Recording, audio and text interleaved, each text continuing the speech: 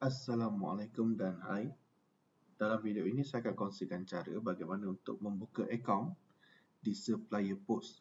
Okay. So langkah yang pertama, layari ke alamat web app.supplierpost.com dan kita akan dibawa ke halaman login.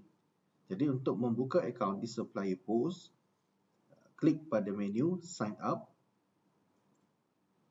Dan kemudian isikan segala maklumat yang diperlukan pada halaman sign up ini, iaitu seperti nama,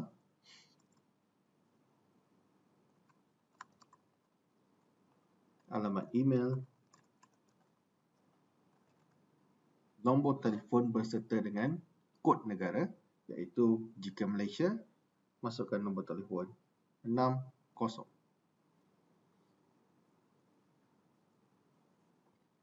Dan password.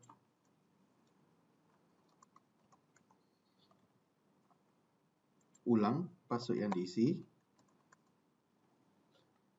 Seterusnya tandakan accept the terms dan klik pada butang sign up.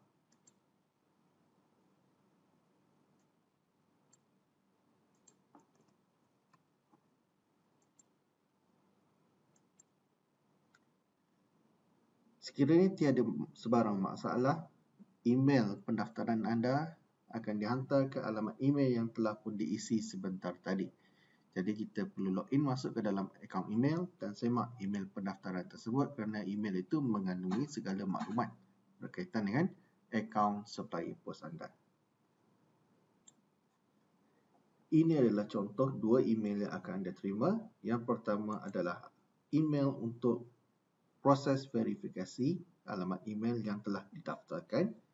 Klik pada butang verifikasi ini dan anda akan dibawa ke halaman login.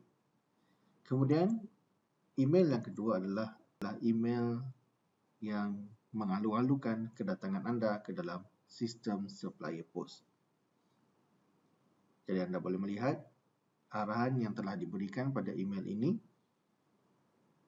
termasuk maklumat khidmat bantuan yang diperlukan sekiranya anda menghadapi sebarang masalah pada sistem Supplier Post.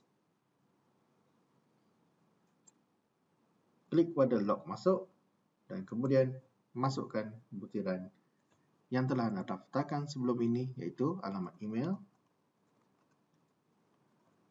seterusnya password yang telah pun ditetapkan. Klik pada butang sign in dan anda akan dibawa ke halaman dashboard sistem Supplier Post.